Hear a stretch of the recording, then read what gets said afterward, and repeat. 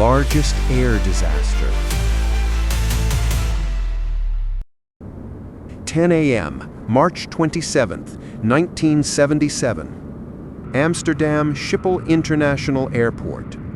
The crew of KLM Flight 4805 is preparing to depart for the Canary Islands, Las Palmas de Gran Canaria. This is a regular Sunday flight, nothing different from hundreds of others. But today, a chain of events will begin that will change the history of civil aviation forever. On the same day, 27th of March, at 9 o'clock in the evening, at Los Angeles International Airport, a boarding for Pan American Flight 1736 is taking place. This is a transcontinental route passing through New York, from where the aircraft will continue to Las Palmas de Gran Canaria.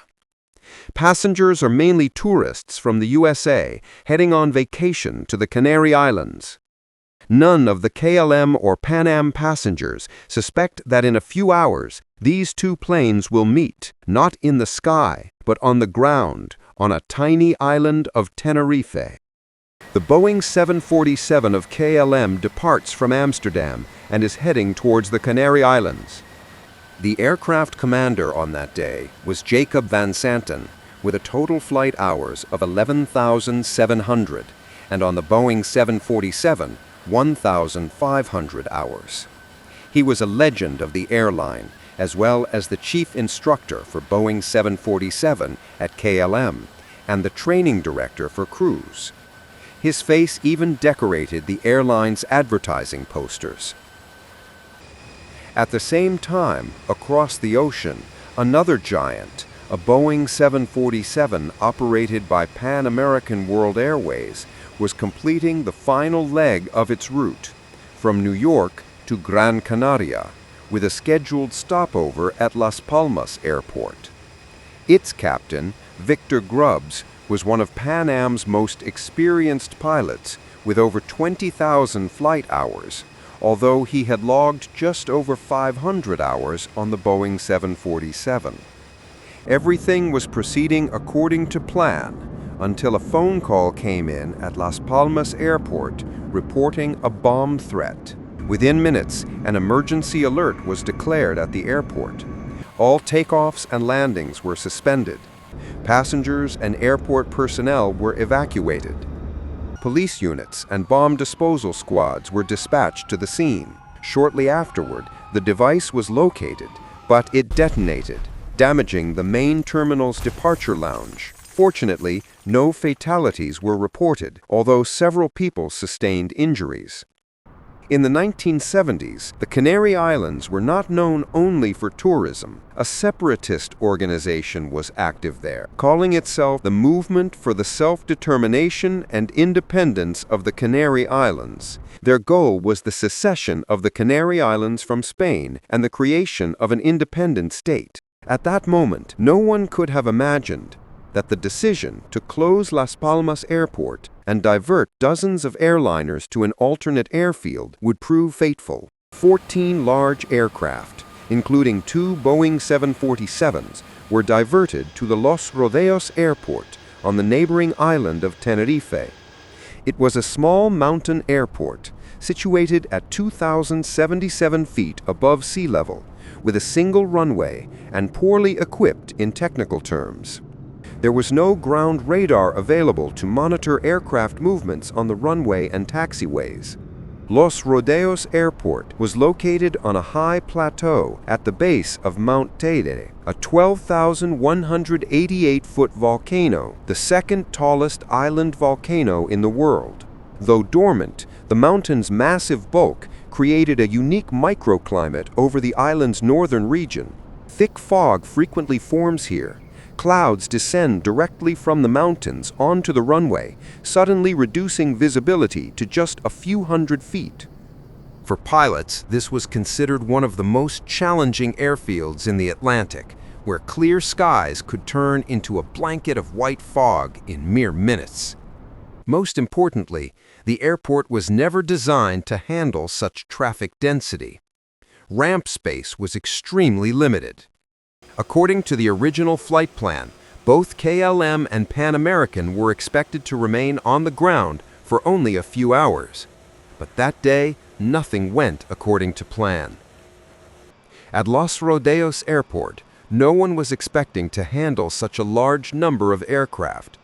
Within just a few hours, airliners diverted from Gran Canaria began arriving one after another.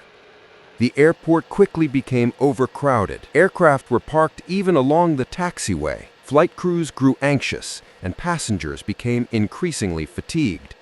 The KLM crew was in a particular hurry. In the Netherlands, a new labor regulation had recently come into effect, limiting the maximum duty time for flight crews. If their flight failed to return to Amsterdam before the duty time limit expired, the crew would have to spend the night on Tenerife. That would not only mean an additional delay, but also serious logistical and financial complications for the airline. Captain Jacob van Zanten was determined to depart on schedule and make it home in time. He made what appeared to be a practical decision to fully refuel the aircraft in order to avoid refueling again at Las Palmas and proceed directly to Amsterdam after takeoff. However, this refueling operation took more than 30 minutes. While the fuel trucks were servicing the KLM, the Pan American stood behind it on the taxiway, unable to move. The Pan Am captain, Victor Grubbs, even sent his flight engineer outside to check whether they could maneuver past the KLM aircraft along the edge of the taxiway. It turned out that they were short by just about 20 feet of clearance. While the two flight crews were trying to determine which aircraft would move first and who would clear the taxiway, something was unfolding on the Tenerife apron, an event that would later be remembered as an extraordinary coincidence. Among the passengers of KLM was a woman whom fate had granted a second chance. After their unscheduled landing on Tenerife, all passengers had been temporarily allowed to disembark while waiting for refueling and departure clearance. When reboarding began, she suddenly decided to stay. Her boyfriend lived on the island, and she realized she didn't want to leave.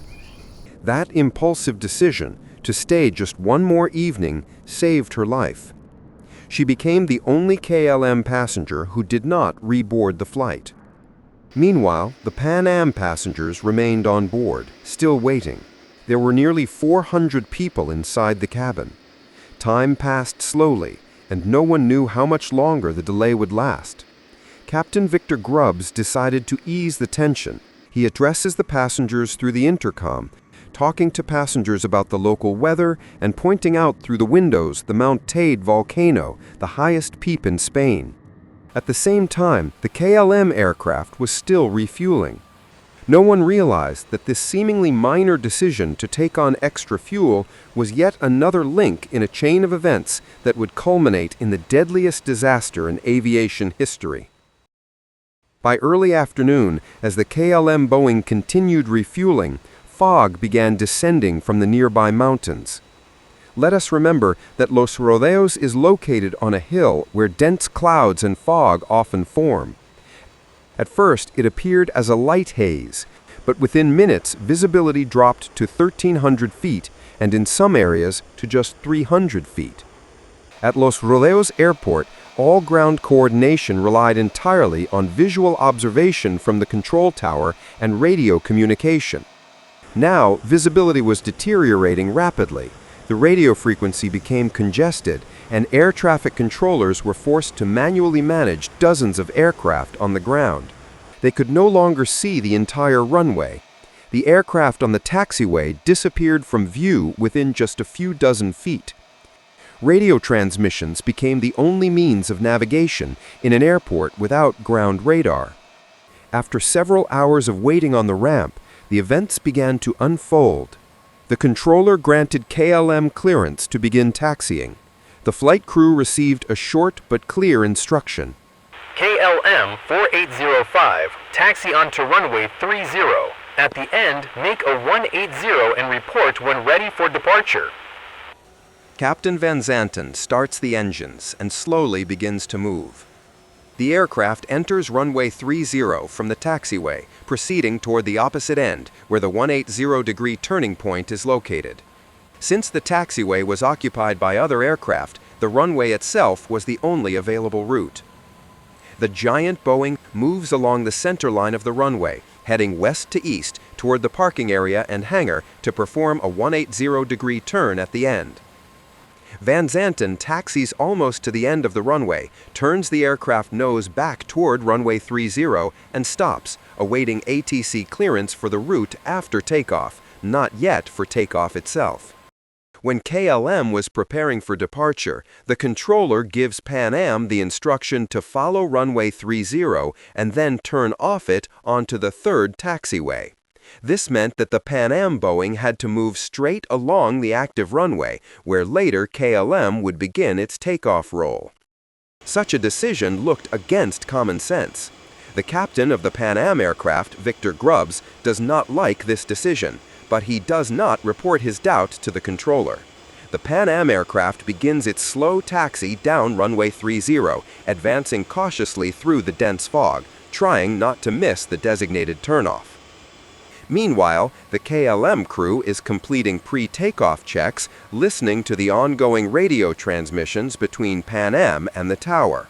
Two jumbo jets, on the same runway, in thick fog, unaware of each other's exact position. The Pan Am Boeing continues to taxi along runway 30 directly toward the KLM. The tower instructed them to follow the runway and exit at the third taxiway on the left. As later revealed, the Pan Am crew missed the third exit and continued toward the fourth. In the dense fog, the pilots could see no visual references. In the cockpit, a discussion begins about which turn is the correct one. The first turnoff is a 90-degree turn. Yes, that's right. So, the third one, I'll ask again. This is the second. Yes, this one's about 45. In the fog, the Pan Am crew tries to figure out the location of the correct taxiway exit. Adding to the confusion is the route via the third taxiway itself. Taking that exit would require a series of very sharp turns, manageable for smaller aircraft, but for a giant like the Boeing 747, it would be extremely difficult.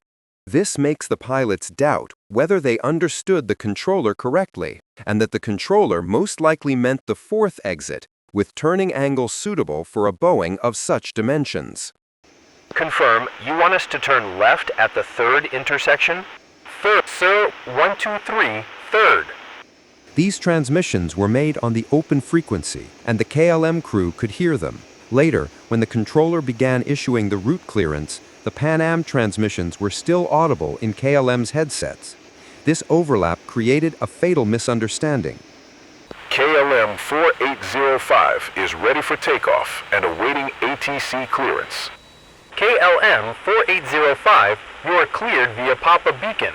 After takeoff, climb to flight level 90, right turn, course 040, to the intersection of radio 325 from Las Palmas.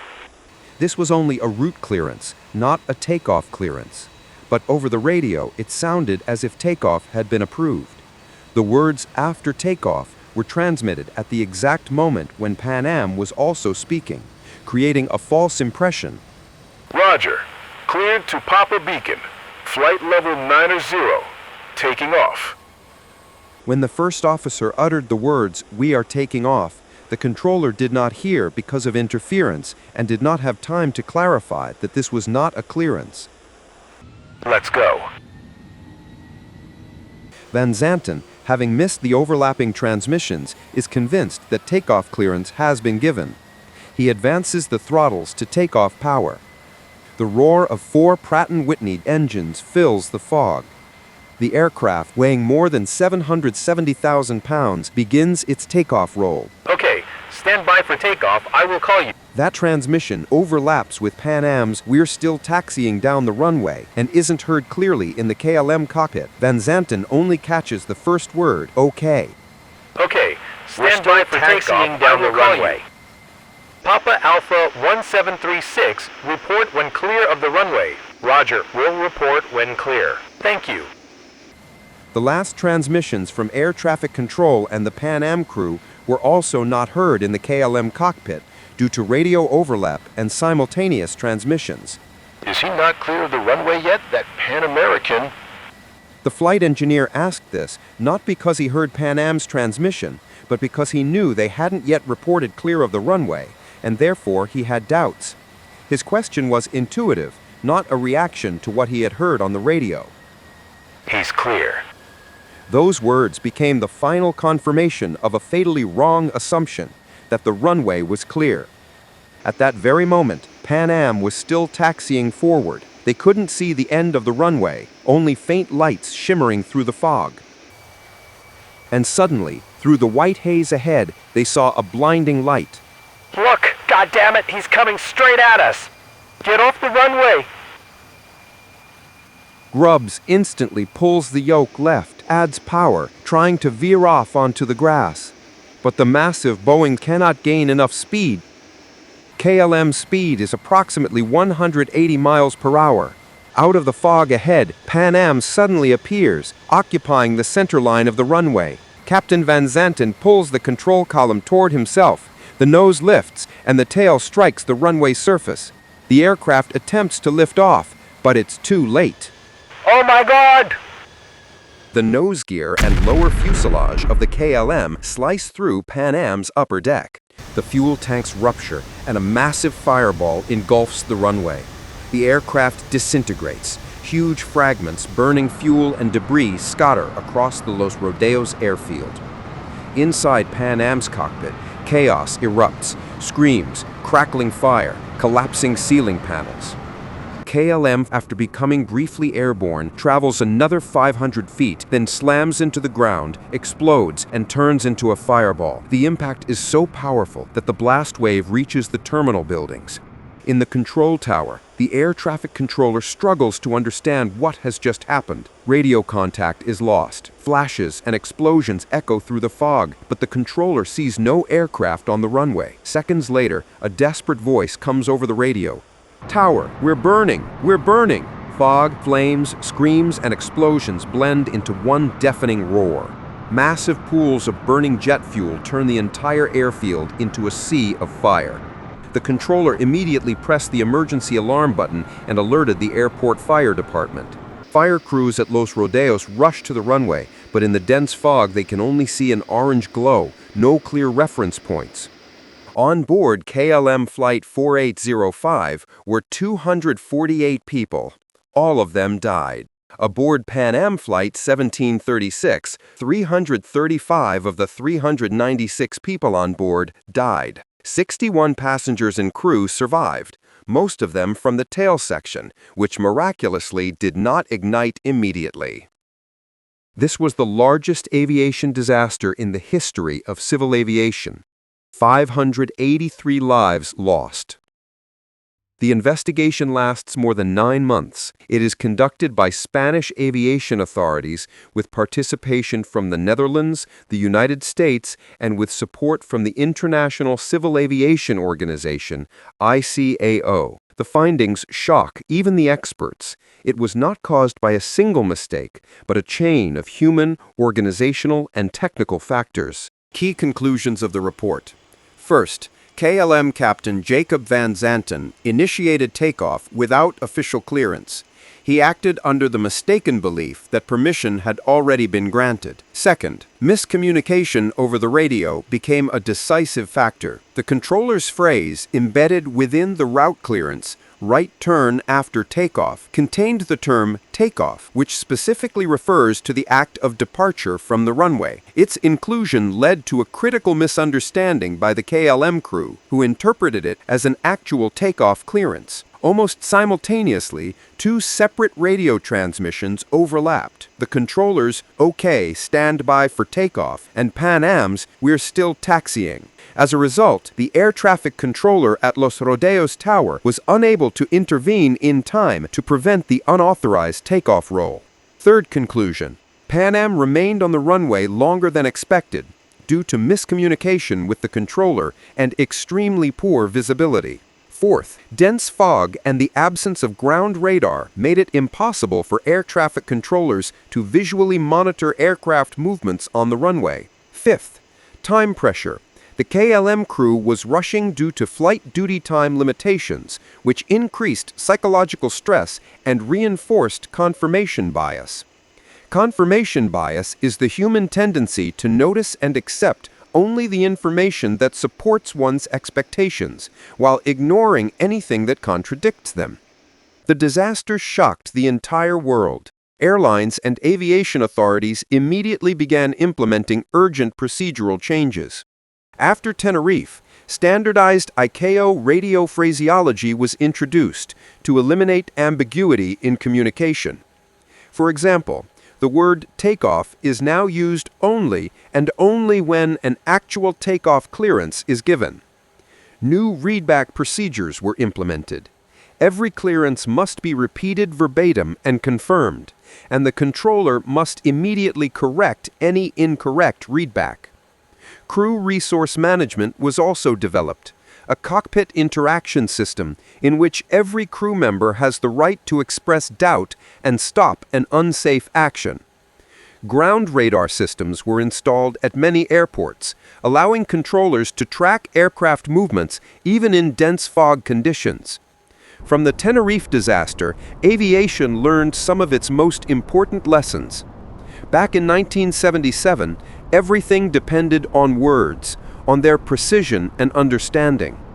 Today, every phrase transmitted over the radio follows rules written in the cost of 583 lives.